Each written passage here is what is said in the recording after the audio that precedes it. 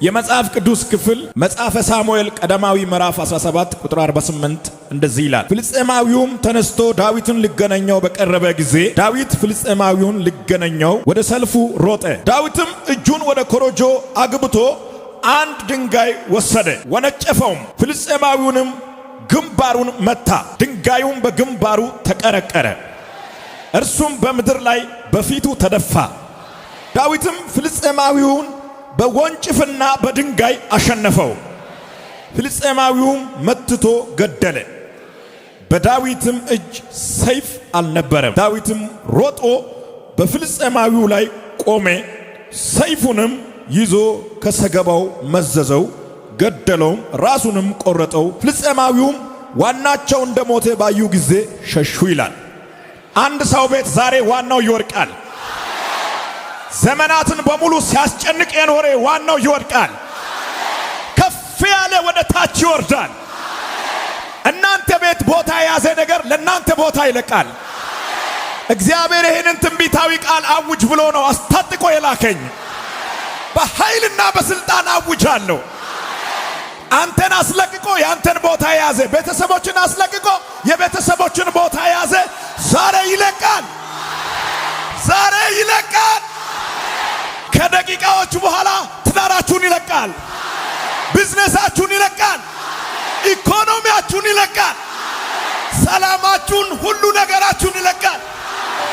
ይህ መልእክት ዛሬ የኔ ነው የሚል ሰው አሜን እንዳላችሁ ይሁንላችሁ። ገና በማለዳ ከመኝታዬ ስነሳ እግዚአብሔር ይህንን መልእክት በዚህ ሕዝብ ላይ አውጃለኝ።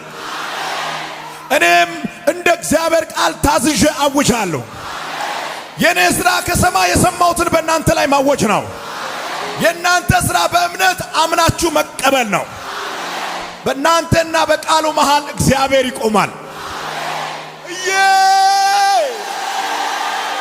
ትዳራችሁ ውስጥ፣ ስራችሁ ውስጥ፣ ትምህርታችሁ ውስጥ የእናንተ በሆነ ነገር ላይ ዋናውን ቦታ የያዘ ዋናው ይመታል።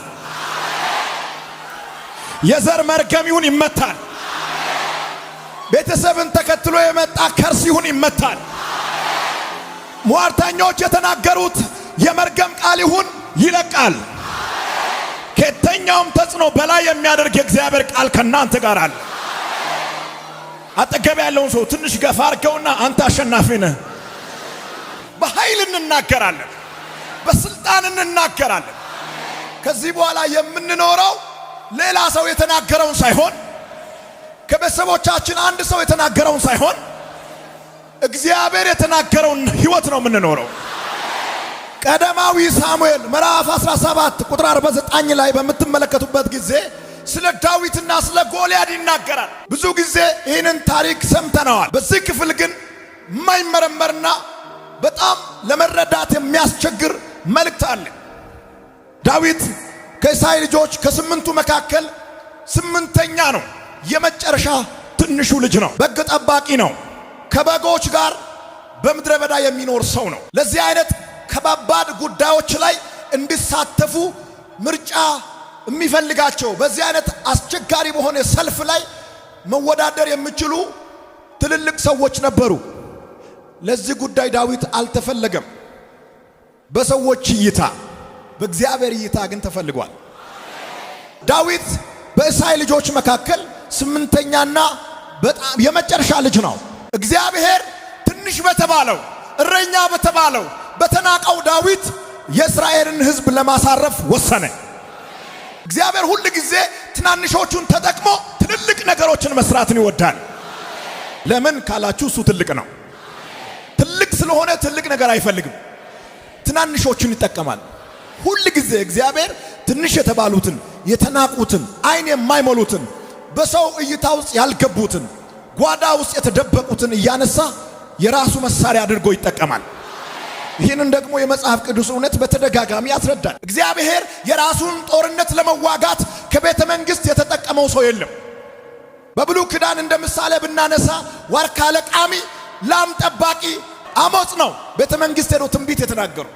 ከሀብታም ቤተሰብ ያልተወለደ የአበላል ሲስተሙ፣ የአለባበስ ሲስተሙ፣ የኑሮ ሁኔታ የተዛባ ከፍት እየጠበቀ ምድረ በዳ የሚኖር ዋርካ እየለቀመ የሚበላ በትክክል ቁርስና ምሳ የማያገኝ ይሄ ሰው ቤተ መንግስት ሄዶ ለንጉሡ ትንቢት እንዲናገር በእግዚአብሔር ታዘዘ። በፀሐይና በዝናብ የሚደበደብ የት ገባ የት ወጣ የሚል ሰው የሌለ ተራ ሰው ቤተ መንግስት ሄዶ እግዚአብሔር እንዲህ ይላል እንዲል ዕጣ ወጣለት። እግዚአብሔር ትልቅ ስለሆነ ትናንሾችን ይጠቀማል። በኑሮ ትንሽ የሆኑትን፣ በእውቀት ትንሽ የሆኑትን፣ በኢኮኖሚ ትንሽ የሆኑትን፣ በቤተሰብ ትንሽ የሆኑትን ለስሙ ክብር ይጠቀማል። የሚያምን ሰው አለ? እዚህ ጉባኤ ውስጥ 2014 እግዚአብሔር የራሱ መሳሪያ አድርጎ የሚጠቀመው ሰው አለ? አቫካሲያ አሜን አሜን አሜን። መጽሐፍ ቅዱስ ሲናገር አንቺ መዶሻዬ ነሽ፣ በአንቺ ይላል ፈረስንና ፈረሰኛውን እሰብራለሁ። በአንቺ ፈረስንና ፈረሰኛውን እሰብራለሁ።